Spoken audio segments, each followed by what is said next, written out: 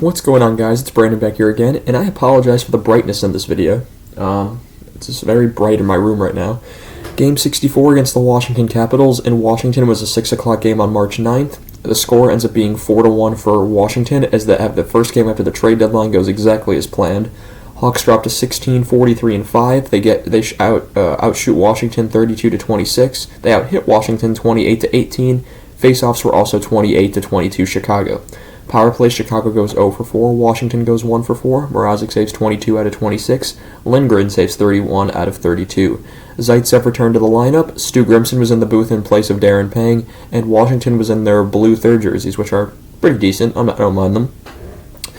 First period, 1837, Chicago penalty to Anderson for tripping, which would be killed. Reese Johnson shorthanded is saved. Ovechkin is saved. Back and forth power play overall. Pacioretty is saved, and then Washington kind of just took full control. 12:59, then it's a Washington deflection from Hendrix Lapierre, his 7th of the season, from Carlson and Protas to make it 1-0. And then just over a minute and a half later, at 11:15, it's a Washington backhand stuffing goal, kind of, from Michael Scarbosa. Third of the season from Van Riemsdyk and Carlson to make it 2-0, so Carlson already with a pair of assists there. Washington's younger guys getting in very early in the game. Dickinson has a chance that's saved, and at 9:20 he takes a penalty for holding, which would be killed. 6:43, Chicago penalty to Tenorti for boarding, and at 6:24 Washington scores again. It's a power play one-timer from Tom Wilson with his 15th of the season from the former Blackhawk Dylan Strome and Alex Ovechkin to make it 3-0.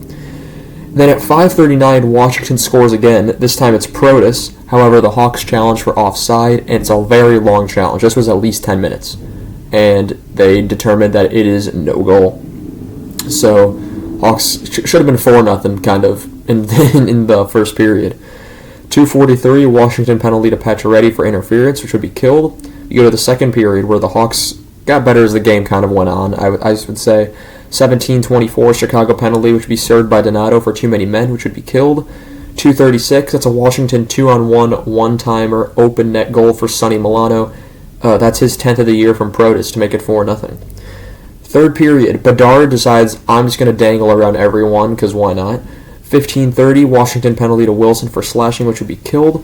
10:11, Chicago finally gets on the board. It's a deflection from Tyler Johnson with his 13th of the season from Tenorti and Sanford to make it 4-1. Hawks were in full control late, and they fall short. At 5:44, Washington takes a penalty. Again, it's Wilson for tripping, which would be killed.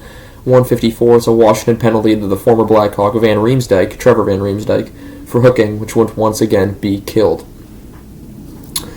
So that concludes Game 64. There's going to be another BFR directly after this, and then I was hoping to get my trade board because I made a board for the trade deadline. I tried to record it and it didn't go through, so I have to record it again, and hopefully I can get that out relatively soon because I have some other videos I want to do that are planned. I want to do a power rankings now that the deadline's over. Then because we got one now, or I'm debating whether or not to hold off till the end of the year. But I'd like to get one done now, one done at the end of the year, another BFR, and then I want to get this trade board done just so I can showcase who I thought the winners, the losers of the trade deadline were, and then just all the additions players-wise, because draft picks were just flying all over the place, which I'm not going to include those. Thank you guys so much for watching this video, and I shall see you guys in the next one. Have a good one.